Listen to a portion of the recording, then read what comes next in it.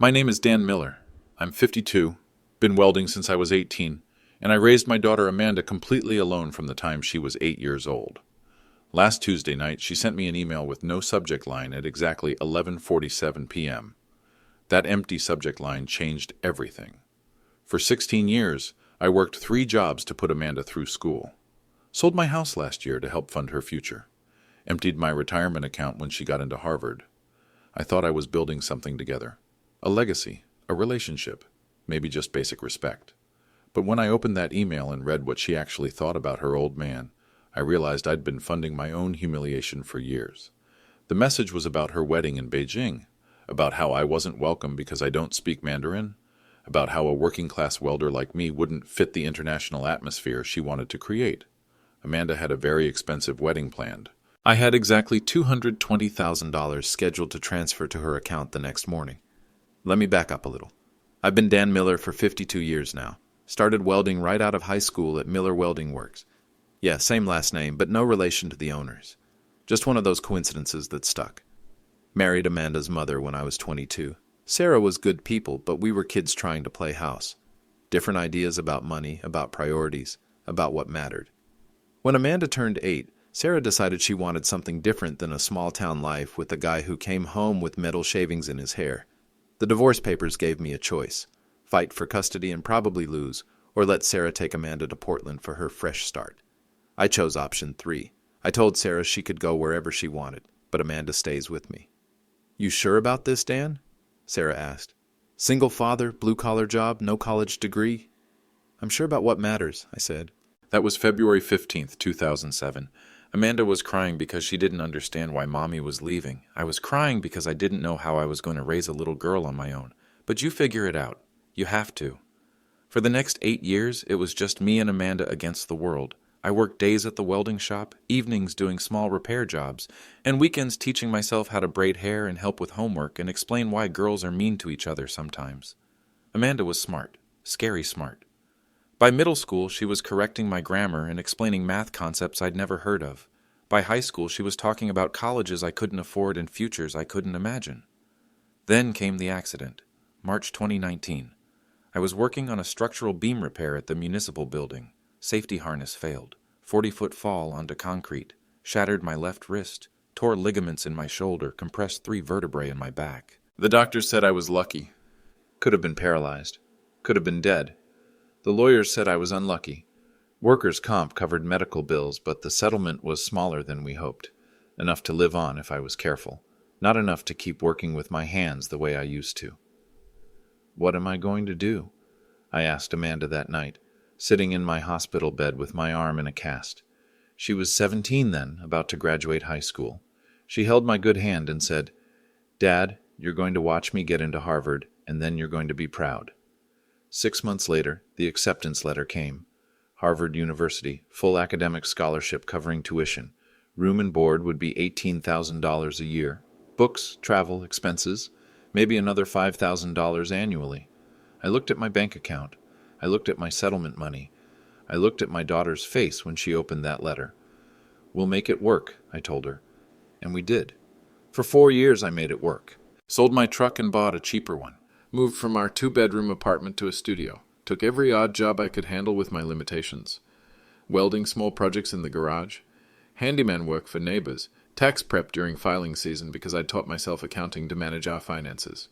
Amanda graduated summa cum laude in 2023 with a degree in international business. Got a job offer in Beijing with a consulting firm before she even walked across the stage. Dad, she said, calling me from Cambridge after graduation, I'm going to make you proud. Everything you sacrificed, it's going to be worth it. I believed her. Maybe that was my first mistake. The email arrived at 11:47 p.m. on a Tuesday. I remember because I was lying in bed, scrolling through my phone, checking tomorrow's weather for a small welding job I had scheduled.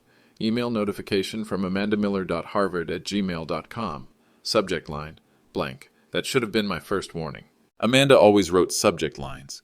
Even in high school, her emails to me had proper headers. Permission slip for field trip, or need $40 for yearbook, or proud of you, Dad, when I finished my first tax prep certification course. Empty subject line meant something was wrong. I opened the message. Dad, I need to talk to you about something important regarding my wedding. Can you video call me now? I know it's late there, but this can't wait. My stomach dropped. Wedding problems at midnight meant serious wedding problems. I called her immediately. The video connected after 3 rings. Amanda's face appeared on my screen, hair pulled back, sitting in what looked like a hotel room. Behind her I could see expensive furniture, art on the walls, very different from my studio apartment. "Hey, sweetheart, what's going on?" Amanda took a breath. She looked tired, stressed. "Dad, I need to tell you something about the ceremony." Kevin's family has some specific requirements for the wedding. Kevin was her fiancé, 28 years old, works in finance, from what Amanda called a prominent Beijing family. I'd met him twice over video calls. Polite enough, spoke perfect English. Seemed to make Amanda happy. "What kind of requirements?" I asked. "Cultural requirements. The ceremony is going to be conducted entirely in Mandarin. Kevin's parents feel strongly about maintaining traditional elements, and that includes language." I waited. There was more coming. "Dad, I know you don't speak Mandarin, and Kevin's family has expressed concerns about having guests who won't be able to participate meaningfully in the ceremony." The words hung in the air for a moment. "Amanda, are you telling me I can't come to your wedding?" She closed her eyes, opened them. "The ceremony portion, Dad. Kevin and I talked about this extensively. We think it would be more comfortable for everyone if the actual wedding ceremony was limited to family members who can fully engage with the traditional elements." "I'm your family." "You are. Of course you are. But Kevin's family, they're very traditional, very focused on creating the right atmosphere for the ceremony. They feel that having guests who don't understand the language might be disruptive." I felt something cold settle in my chest. Disruptive. "Dad, please don't make this harder than it already is. This isn't about you personally, it's about respecting Kevin's family traditions." "What traditions are those, exactly?" Amanda shifted in her chair. "Mandarin-speaking family only for the ceremony. It's not uncommon. Kevin's parents are hosting the entire event, and they want to ensure cultural authenticity." "Cultural authenticity." "Yes, and I'm not culturally authentic enough." "Dad, that's not what I said." "What did you say then?" Amanda rubbed her forehead. "I said the ceremony needs to be conducted in a way that honors Kevin's family traditions. That means Mandarin speakers only." "How long have you been planning this?" "Planning what?" "The ceremony. When did you decide I wasn't welcome?" "Dad, please.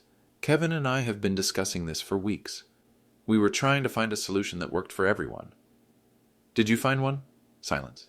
"Amanda, did you find a solution?" "We think this is the best approach for everyone involved." Something else clicked in my mind. "Amanda, when exactly is this wedding?" "Saturday." "This Saturday? As in 4 days from now?" "Yes." "When were you planning to tell me?" More silence. "When were you planning to tell me I wasn't invited to my own daughter's wedding?" "Dad, you are invited. To the reception, to the dinner, to everything except the actual ceremony portion." "When did you get married, Amanda?" "What do you mean? When did you actually get married? Legally?" Her face changed. Just slightly, but I caught it. "Amanda, 2 weeks ago. We did the legal paperwork here in Beijing, for visa purposes. The ceremony on Saturday is the traditional celebration. 2 weeks ago. My daughter had been legally married for 2 weeks, and I was finding out at midnight via video call that I wasn't welcome at the celebration." "Dad, please try to understand." I hung up.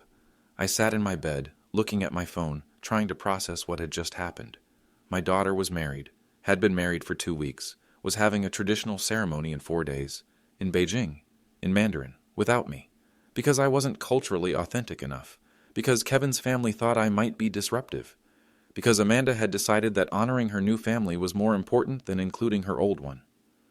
I looked around my studio apartment, At the photo of Amanda in her Harvard cap and gown on my nightstand, at the stack of bank statements on my kitchen table, at the wire transfer authorization I'd signed yesterday, scheduled to send $220,000 to Amanda's account on Wednesday morning. Wedding money. Money I'd saved from my settlement. Money from selling my house. Money I'd borrowed against my tools and truck. Money for a wedding I wasn't invited to attend. That empty subject line suddenly made perfect sense. I couldn't sleep after that call. I kept thinking about the numbers. Always comes back to numbers when you're trying to understand how something went so wrong. Let me walk you through what $220,000 actually means for a guy like me. Harvard tuition, 2019 to 2023. $54,000 per year. 4 years? $216,000. But tuition was only part of it. Room and board, $18,000 annually. Books, travel, personal expenses, roughly $5,000 per year. Total cost of Amanda's Harvard education, approximately $310,000. Her academic scholarship covered the tuition. I covered the rest. $92,000 over 4 years, just for room, board, and expenses. I remember the exact moment I realized what that number meant for my life. August 2019, Amanda's freshman year.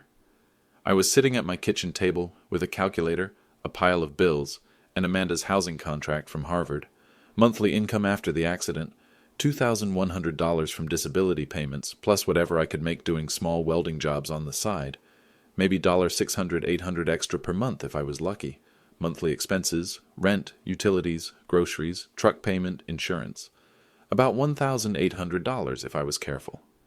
That left me roughly $900, $1,100 per month for everything else, including Amanda's college expenses. Amanda needed $1,900 per month for room and board, plus textbooks, plus travel money to come home for holidays, plus emergency funds for unexpected expenses. The math didn't work, so I made it work. First thing I sold, my motorcycle. 1987 Harley-Davidson Sportster that I'd been restoring for 12 years.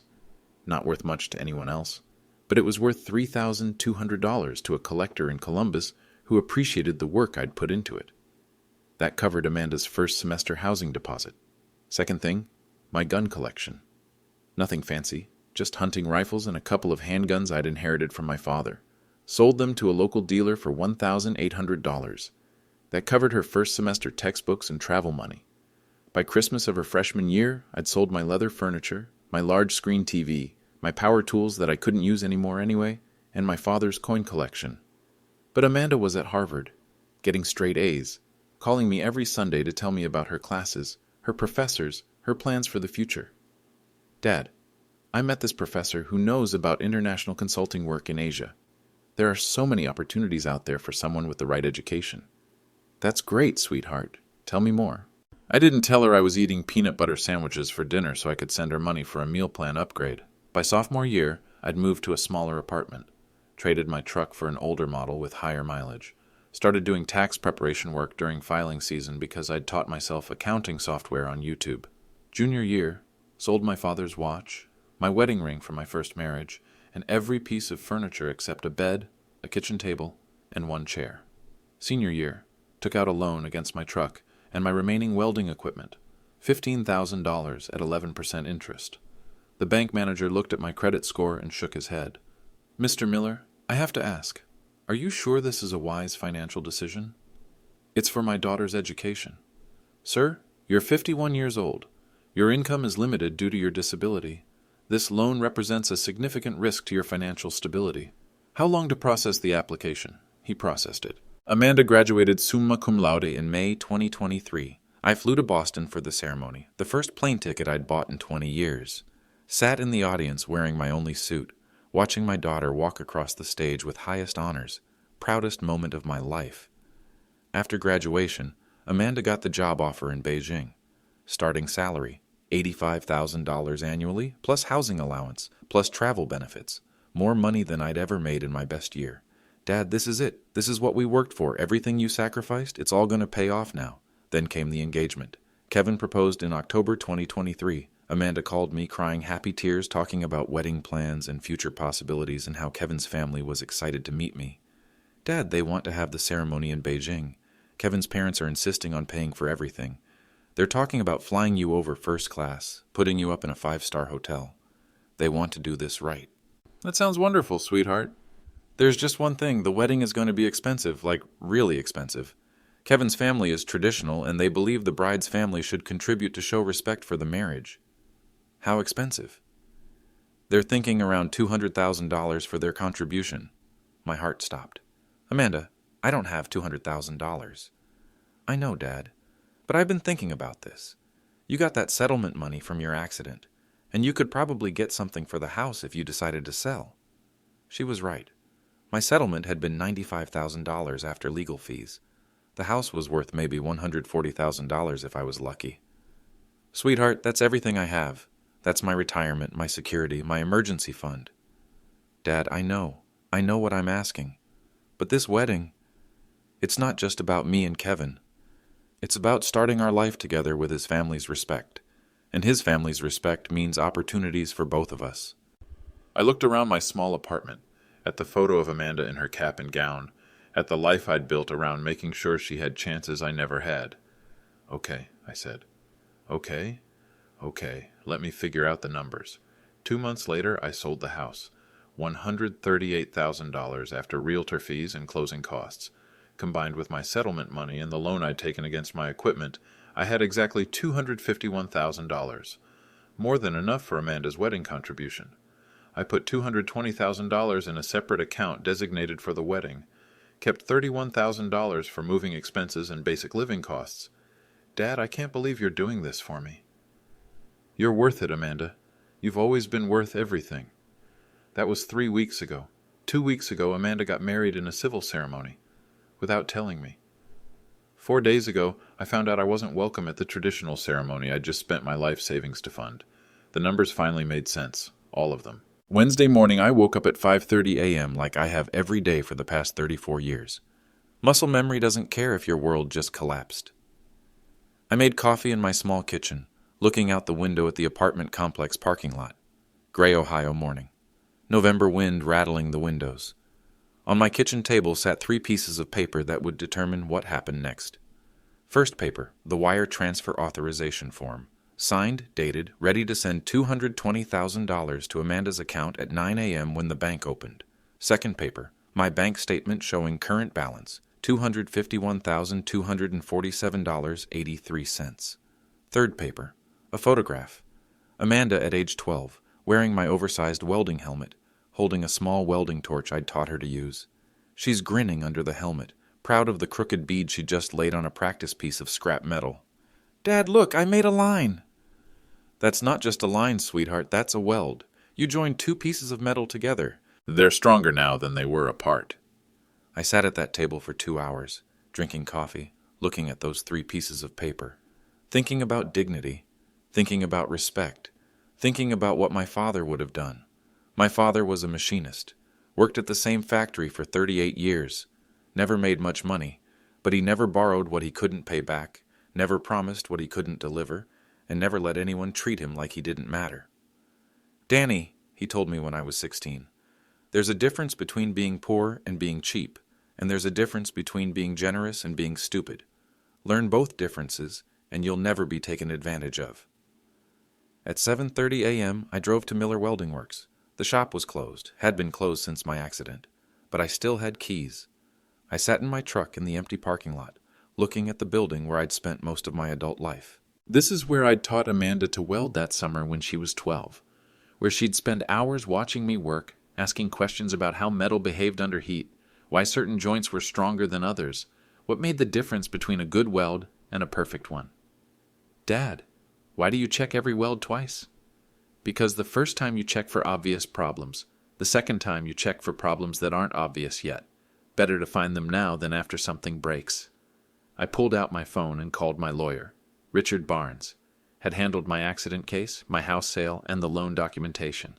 Good man, straight shooter. Dan, everything okay? It's pretty early. Rich, I need to ask you something about a wire transfer. The wedding money transfer? I thought that was set for this morning. It is. Question is whether I can cancel it. Pause. Dan, is everything all right with Amanda? That's complicated. Can I cancel the transfer or not? Depends on the timing. If it hasn't been processed yet, yes. Once it starts processing, it becomes much more difficult. What's going on? I told him about the phone call, about the ceremony, about finding out Amanda had been married for 2 weeks.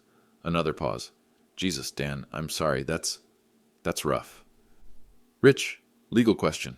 Do I have any obligations here? Anything binding about this money? No, it's your money until it hits her account. No contracts, no legal commitments.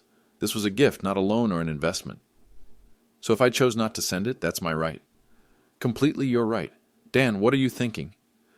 I'm thinking about the difference between being generous and being stupid. Want some free legal advice? Always. Sleep on it.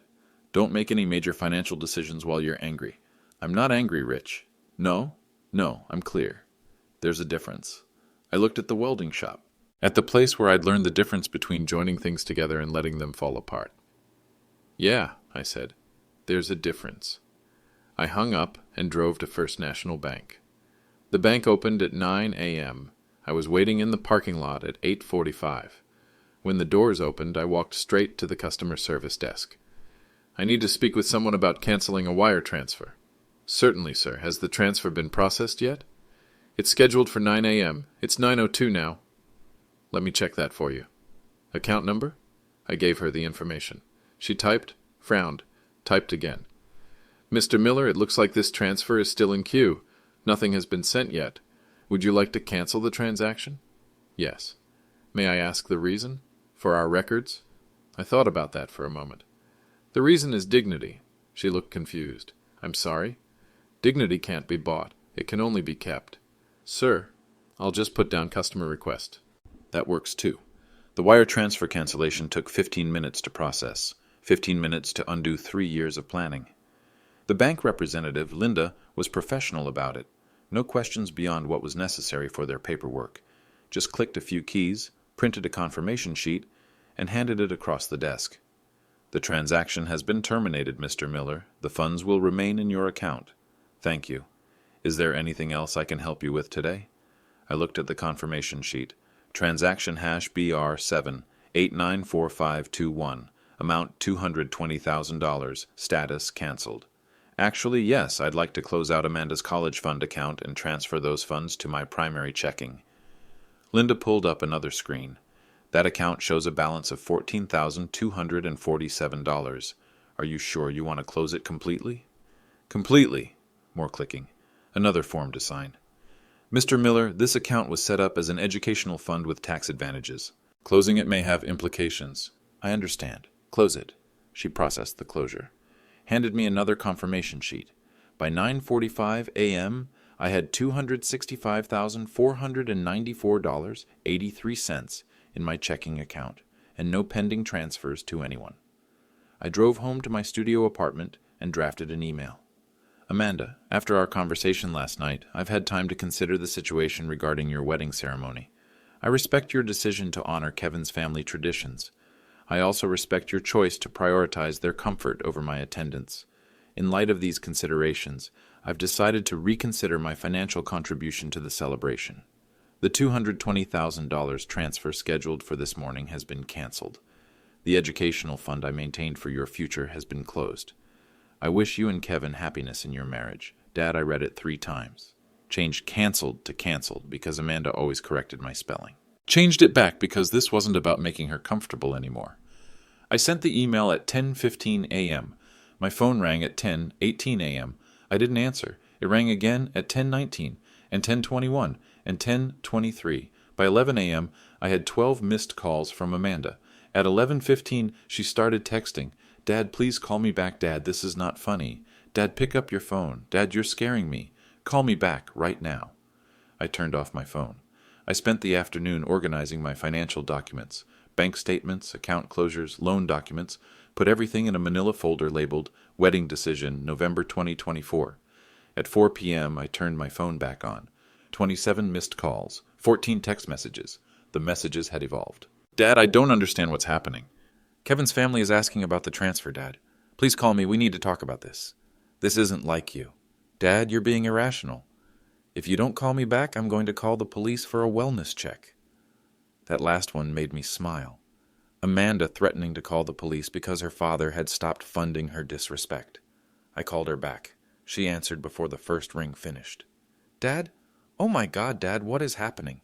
Kevin's family is asking about the money, and I told them it was probably just a banking delay, but then I called First National and they said you canceled the transfer yourself, and I don't understand. Amanda. Why you would do that without talking to me first, because we discussed this and you agreed to help with the wedding, and now Kevin's parents are... Amanda. Really confused about why the bride's family isn't honoring their commitment, and I don't know what to tell them because... Amanda. Silence. I canceled the transfer. Why? Because you uninvited me from your wedding. Dad, I explained that. It's not personal. It's about Kevin's family traditions. I understand. And this is about my family traditions. What traditions? Not paying for parties I'm not invited to attend. Dad, this isn't a party. This is my wedding. No, Amanda.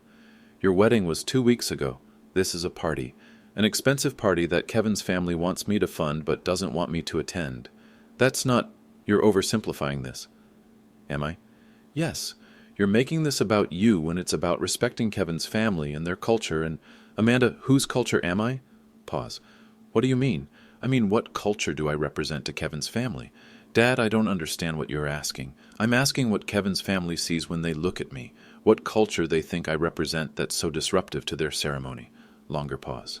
Dad, it's not about you personally. Answer the question. They see an American father who doesn't speak their language. What kind of American father? Dad, please don't make this about... What kind, Amanda? Very long pause. A working-class American father. There it is. Dad, Kevin's family doesn't want working-class Americans at their traditional ceremony, and you've decided that's reasonable.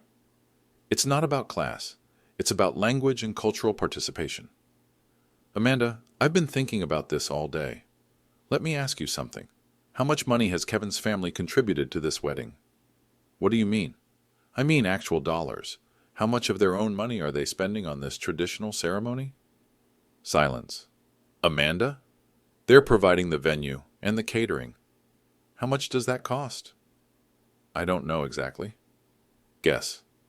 Maybe 30 or 40,000.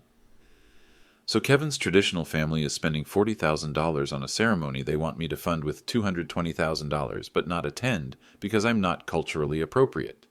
Dad, I'm making this sound like what it is. I hung up. My phone rang again immediately. I turned it off. I kept my phone off for the rest of Wednesday and most of Thursday. Thursday afternoon, I turned it on to check my bank balance. The account closure and transfer cancellation had processed completely. $265,494.83. More money than I'd had in one place since my accident settlement. I had 37 missed calls. All from Amanda. No calls from Kevin. Interesting. No calls from Kevin's family. Also interesting. I scrolled through Amanda's voicemails. Started listening to the first one. Dad, it's me. Wednesday night. I know you're upset, but we need to figure this out. Kevin's parents are asking questions I can't answer. Please call me back tonight. Deleted it. Listened to the second one. Dad, it's Thursday morning.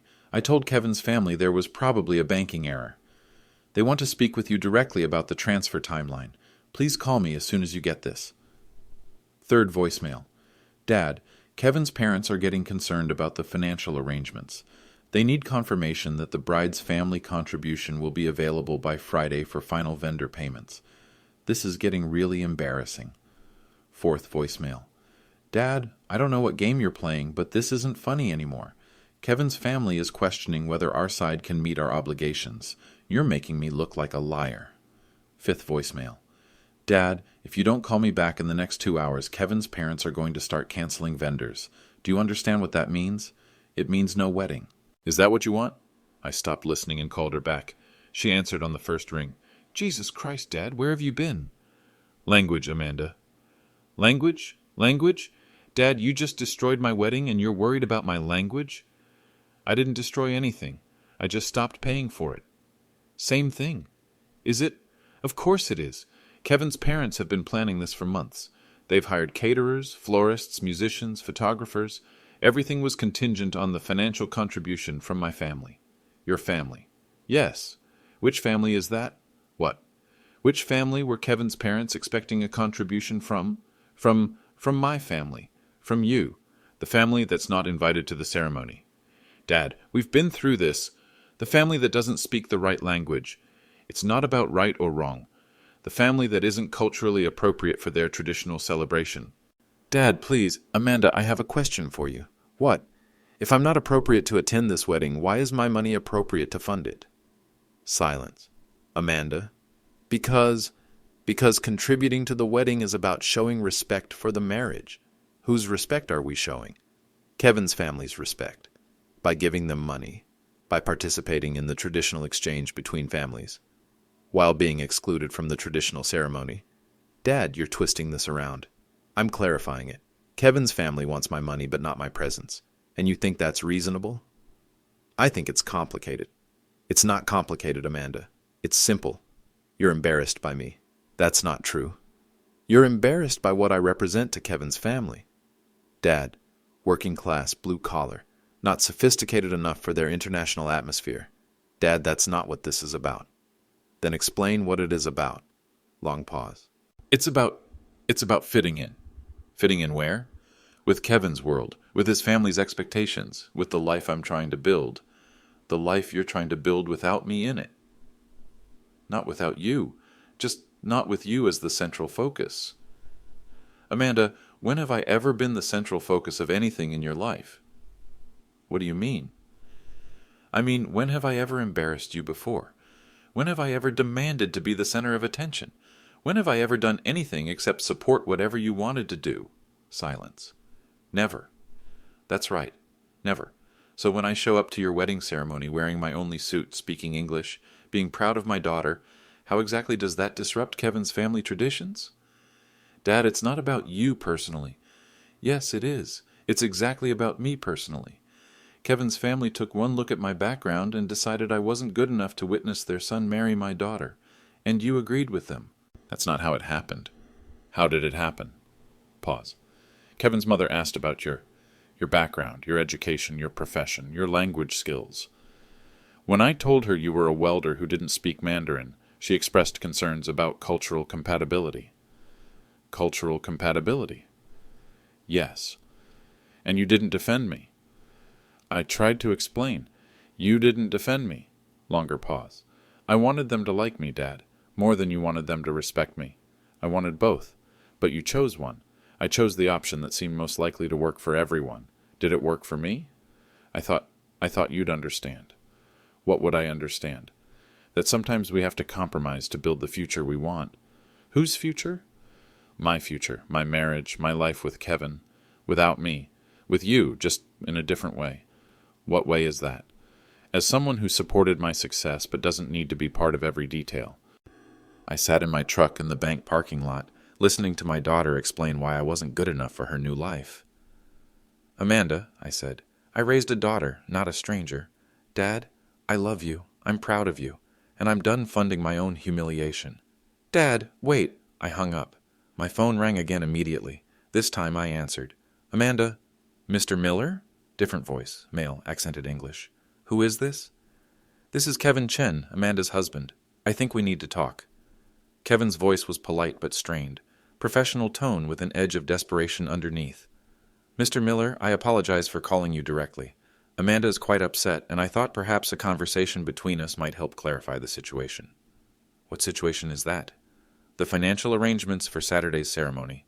My family has made commitments to vendors based on the understanding that your contribution would be available tomorrow. Those commitments were made without consulting me. Yes, sir, that's correct. In traditional Chinese wedding planning, the financial arrangements are typically coordinated between families in advance. My parents assumed the bride's family contribution was secured. Your parents assumed wrong. Pause. Mr. Miller, I understand you're upset about the ceremony attendance issue. I'm not upset, Kevin. I'm clear. Sir, I'm clear about what this situation actually is. Could you help me understand your perspective? Your family wants to exclude me from your wedding ceremony because I don't speak Mandarin and might disrupt your cultural traditions, but you still want my money to pay for those traditions. Does that summary sound accurate? Longer pause. Mr. Miller, the language requirement wasn't specifically about you. My parents prefer traditional ceremonies with full cultural participation from all attendees. How many non-Mandarin speakers will be attending? I'm sorry. How many people at your ceremony won't speak Mandarin? Well, none. Everyone attending speaks Mandarin, because you excluded everyone who doesn't, because we invited family members who share our cultural background. Kevin, let me ask you something. What's your educational background? I have an MBA from Wharton. Conducted in what language? English. What's the primary language in your workplace? English. What language do you and Amanda speak at home? English. So this sudden requirement for Mandarin-only ceremonies isn't about your actual daily cultural practices. It's about excluding specific people. Mr. Miller, I think you're misunderstanding the cultural significance. I understand perfectly. Your family looked at my background and decided I wasn't sophisticated enough for your celebration. Amanda agreed with that assessment. Now you're discovering that unsophisticated people sometimes have opinions about how their money gets spent. Sir, this isn't about sophistication. What's it about? Pause. It's about family harmony, creating an atmosphere where everyone feels comfortable. Everyone except me. Mr. Miller, my parents come from a very traditional background. They're more comfortable with cultural consistency and formal ceremonies. Kevin, here's what I'm comfortable with. Not paying for events I'm not welcome to attend. Mr. Miller, please, could we perhaps discuss a compromise? Maybe you could attend the reception portion, and we could adjust the financial arrangements accordingly. How much would you adjust them? I'm sorry? You want me to fund the full ceremony but only attend part of it. How much discount do I get for partial participation? Long pause. I'm not sure I understand. If the ceremony costs $220,000 and I'm only welcome at 50% of it, do I only pay $110,000? Mr. Miller, it doesn't work that way. Why not? Because the vendors need full payment regardless of guest attendance. So you need my money for 100% of the event, but I'm only welcome at 50% of the celebration. When you put it that way, it sounds like what it is. Another pause. Mr. Miller, my parents are very concerned about the financial arrangements. They've made commitments based on certain expectations. Their expectations were wrong. Is there any way we could resolve this? Perhaps a partial contribution? Kevin, let me ask you something. How much money is your family contributing to this wedding? My parents are covering the venue, catering, and traditional elements. How much does that cost? Approximately $40,000. So your family is spending $40,000 on a wedding they want me to fund with $220,000. The bride's family contribution is a traditional demonstration of respect for the union. Respect. Yes, sir. Kevin, do you respect me? Of course I respect you, Mr. Miller. Do your parents respect me? Long pause. My parents don't know you personally, but they've made decisions about me. They've made decisions about the ceremony format. Based on what they know about me, based on cultural preferences for traditional celebrations, which exclude people like me, which include people who share certain cultural backgrounds. Kevin, this conversation is over. Mr. Miller, please, tell your parents their vendor commitments are their responsibility. Tell Amanda her choices have consequences. And tell yourself that respect isn't something you can buy with someone else's money. I hung up. 5 minutes later, Amanda called. Dad, Kevin told me about your conversation. His parents are canceling the ceremony. Good for them. Dad, you just destroyed my wedding. No, Amanda. I stopped paying for my own disrespect. Same thing. Not even close. I hung up and turned off my phone. 3 months passed without a word from Amanda. 3 months of silence that taught me more about my daughter than 16 years of conversation ever had. I spent those months figuring out what came next. First thing I did was pay off all my debts. The truck loan, the equipment loan, the credit cards I'd maxed out during Amanda's college years. Total, $47,000. Gone. Second thing, I found a small rental house on the outskirts of town. 2 bedrooms, garage, yard. First time I'd had a garage in 2 years. Rent, $800 per month. Security deposit, $1,600. Moving costs, $400. Third thing, I bought back some tools. Not everything I'd sold, but enough to do small jobs again. Used equipment mostly, but good quality. Total investment, $8,000. By February, I had a modest welding setup in my garage and $200,000 still sitting in my checking account. I started taking small jobs again. Neighbors who needed porch railings repaired, local businesses with broken equipment. Nothing major, just enough to keep my hands busy and my skills sharp. The work felt good, felt like coming home to myself. I thought about Amanda every day, wondered if she was happy, wondered if Kevin's family had managed to salvage their traditional ceremony, wondered if she ever thought about the photo of her wearing my welding helmet, grinning under that oversized mask. I didn't call her, didn't email, didn't reach out through social media. I'd said what I needed to say. The rest was up to her. In March, I got a call from Sarah, Amanda's mother. Dan, I heard about the wedding situation. From who? Amanda called me. She's pretty upset. I figured she might be. Dan, what happened? Amanda says you refused to pay for her wedding because you weren't invited to the ceremony. That's accurate. Dan, that's a lot of money to withdraw over a ceremony issue. Sarah, let me ask you something. If someone invited you to a party but told you that you couldn't come inside for the main event because you weren't classy enough, but they still wanted you to pay for the whole thing, what would you do?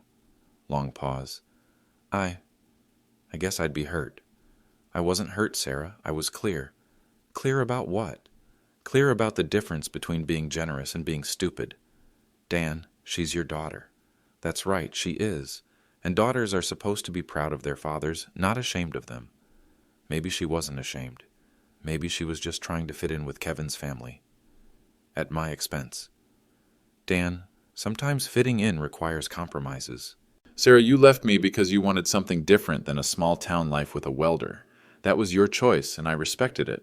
But you never asked me to pretend I wasn't a welder. You never asked me to hide what I was or pay for the privilege of being excluded from your new life. Silence. Amanda asked me to pay for a wedding I wasn't good enough to attend. That's not compromise. That's humiliation. What if she calls you? What if she apologizes? Then we'll see what kind of apology it is. What do you mean? I mean, is she sorry she hurt me, or is she sorry I stopped funding her choices? Dan, she loves you. I know she does, but love without respect isn't enough anymore. What will you do with the money? I looked around my garage, at the modest welding setup I'd rebuilt, at the small business I was slowly reconstructing from the ashes of my settlement fund. I'm going to invest it in something that appreciates my value. What's that? Myself. Sarah was quiet for a moment. Dan, I hope you know what you're doing. Sarah, for the first time in 3 years, I know exactly what I'm doing. After I hung up, I sat in my garage for a long time, thinking about the difference between love and respect, and wondering if Amanda would ever learn it. 6 months after Amanda's canceled wedding, I reopened Miller Welding Works. Not the old shop, I couldn't afford that, but a smaller operation in an industrial park outside town. 2 bays, basic equipment, room for maybe 3 employees if things went well. I used $150,000 of Amanda's wedding money to buy equipment, lease the space for 2 years, and cover operating expenses. The rest stayed in savings as a buffer. Opening day was April 15th, 2025. I hired 2 guys, Marcus Thompson, fresh out of trade school, eager to learn, and Bob Rodriguez, experienced welder who'd been laid off when the manufacturing plant closed. Good guys, honest work, fair wages. By July, we were booked solid. Turns out there's always demand for quality welding in a town where most of the competition had closed or cut corners to stay competitive. Word travels fast in small towns. Within 3 months, Miller Welding Works had a reputation for reliable work, fair prices, and treating customers with respect. I was welding again, not just small repair jobs, but real projects. Structural work, custom fabrication, industrial contracts. My hands remembered everything my heart had forgotten during those years of sacrifice and disappointment. This was who I was. This was what I was good at. On a Saturday morning in August, I was in the shop early, working on a custom gate for a local business, when I heard a car pull into the parking lot. I looked up from my work to see a familiar figure walking toward the open bay door. Amanda. She stood in the doorway for a moment, looking around the shop, taking in the equipment, the projects, the signs of a business that was actually working. Hi, Dad. Hi, sweetheart. She looked older, thinner. There were lines around her eyes that hadn't been there 6 months ago. Nice shop. Thanks. It's small, but it works. Can I come in? Of course. She walked into the bay, careful not to step on any metal shavings or bump into equipment. Still wearing expensive clothes, designer jeans, silk blouse, shoes that probably cost more than my weekly grocery budget. But something was different. Softer, maybe. Dad, I owe you an apology. I set down my welding torch and lifted my helmet. Okay. I was wrong. About the wedding, about Kevin's family, about everything. What changed your mind? She sat down on a work stool looking around the shop. The marriage didn't work out. I'm sorry to hear that. Are you? I thought about that for a moment. I'm sorry you're hurt. I'm not sorry you learned something important. What did I learn? You tell me. Amanda was quiet for a long time, watching me organize tools on the workbench. I learned that respect can't be bought, and that people who don't respect where you come from don't really respect you. Kevin's family? Kevin's family. Kevin's family never saw me as anything more than an American acquisition, someone interesting to add to their social circle, but not someone to actually value. And Kevin? Kevin saw me the same way. Successful American wife with Harvard credentials. Good for business networking, good for his image. But when his parents started making demands about cutting ties with my unsuitable American family, he didn't defend me any more than I defended you. I picked up a piece of scrap metal, testing its weight. What happened to the wedding money they needed so badly? Kevin's family ended up funding the whole thing themselves. Turned out they could afford it just fine. They just wanted to see if my family would pay for the privilege of being excluded. Test of submission. That's exactly what it was. Amanda stood up and walked over to where I was working. Dad, what you're doing here, building this business, starting over, I'm proud of you. Thank you. I should have been proud of you all along. I looked at my daughter, really looked at her, for the first time in months. Amanda, do you remember when you were 12 and I taught you to weld? She smiled. I remember the helmet was too big and I could barely hold the torch steady. Do you remember what I told you about joining metal?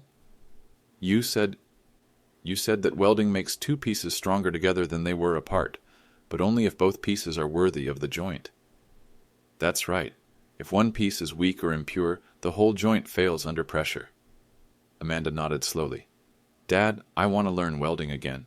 Properly this time. Why? Because I want to understand what real strength looks like. I handed her a spare helmet. Welcome home, Amanda. Want to learn welding? She put on the helmet, and for a moment she looked exactly like she had at 12 years old, eager, hopeful, and proud to be her father's daughter. Yeah, Dad, I'd like that very much. Some joints are worth the effort to repair, but only when both pieces are ready to be strong together.